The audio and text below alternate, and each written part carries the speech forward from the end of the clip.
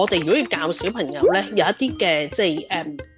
係恒心嘅耐性，或者咧佢社交上面咧有一個嘅進步咧，我哋就要做呢樣嘢，就係不斷咁樣咧去描述性評論。咁呢個描述性評論咧係我自己咧都參與咧一個喺外國咧有好多年歷史，即係到而家咧仍然係即係喺研究上面咧好有支持嘅一個嘅家長嘅訓練嘅課程咧，叫做 The Incredible Years。原來咧喺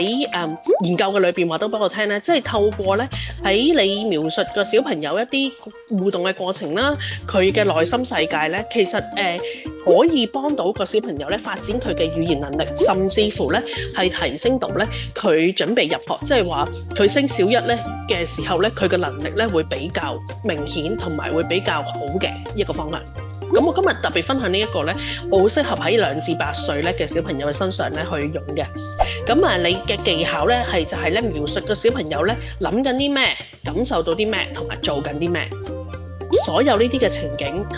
我哋都可以咧運用描述性評論咧，去幫下個小朋友咧，同你個關係咧繼續係即係有一個嘅增長，並且可以幫佢咧講得到佢其實真正嘅面對嘅情況，包括情緒、社交、恒心或者學嘢嘅方面咧，有一啲嘅提升。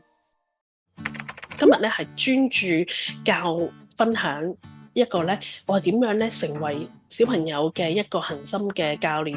點樣去做嗰個描述？佢專注堅持恒心嘅表現。咁有4個方向嘅你可以試一試嘅。第一，你可以咧當刻就已經描述到小朋友嗰個狀態，譬如嗱，我哋有時都會聽到你好勤力喎，你好耐心喎，我見到你好專心，好留心你好願意嘗試喎。呢一個咧係描述緊咧小朋友當刻嗰個狀態。你想象下個小朋友聽到爸爸媽媽咁樣同佢講嘅時候，佢會點樣嘅感覺咧？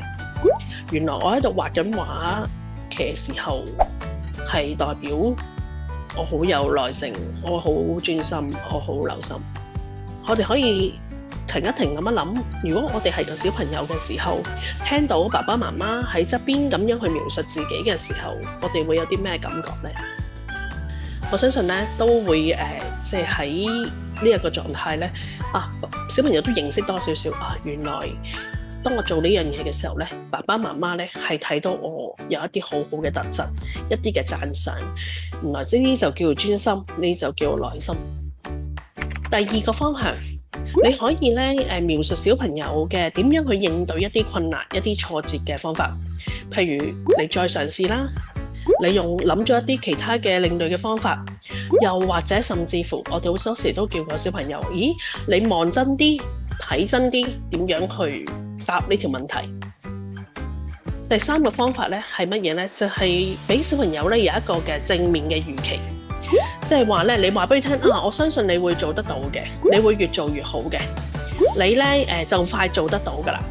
咁有少少似咧，我哋有時去行山好攰嘅啦，行到行咗個半鐘有一啲好有經驗行山嘅朋友啦，就會同你講就嚟到噶啦行多20分鐘到啦，就會完成噶啦，我哋就已經去到嗰間餐廳可以食嘢噶啦。咁其實有呢個正面嘅預測，亦都咧令到咧你會繼續咧延長呢一個嘅動力去繼續行。我特別咧節錄咗咧開頭好早期當媽媽同個小朋友喺度玩緊積木嘅時候嘅一啲嘅對話，就係當開頭嘅時候，媽媽就話啦，未得喎，大力啲撳，呢個唔得，你試下用呢個。仔仔就講咗句，哎呀都唔得啊。跟住媽媽又再講咯，望住擺啊，呢個放上嚟，望住先擺，呢個得啦。跟住仔仔就跟住擺，跟住就話啦，呢個係消防車，係火車。媽媽就話啦，係貨車啊。點樣可以再有具體地幫呢個小朋友咧，再提升埋耐性咧、耐心咧咁？第一，我會先話係啊，有啲難撳㗎。呢個係回應咗個小朋友咧嗰個嘅情緒嘅需要，因為佢話哎呀都唔得嘅咁。但我哋可以先咧回應咗係，我見到有啲難撳喎。嗱，當我咁樣講嘅時候咧，其實我係做緊一個情緒嘅教練，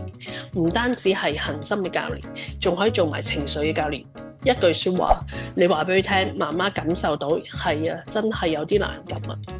你再接續第二句，你可以話當我講完啦，擺上去啦，望住擺上去啦，呢個放上嚟，擺住先喎，呢個得啦，你就可以再加多一句話俾佢聽啊，你有嘗試用第二個方法，堅持冇放棄到，媽媽都睇得到。第三個方法，哇，我見到你應該做得到啦，而家係一個砌咗一架火車啦。你想象下，當頭先嘅對話裏邊呢5句，我再加埋呢3句嘅説話嘅時候咧，對個小朋友嚟講有咩感覺咧？可能或多或少都會覺得，咦，媽媽好鼓勵我去做喎，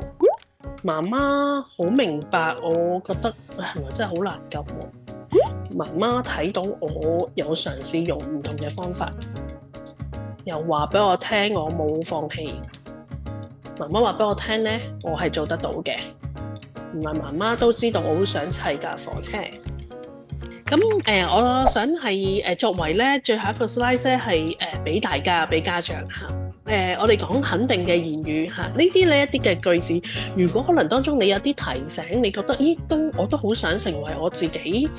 肯定嘅言語，可能先有一啲肯定嘅言語咧，俾翻大家。我相信咧，如果呢一個係你認識自己，原來我都係一個好堅強嘅人，非常之好。因為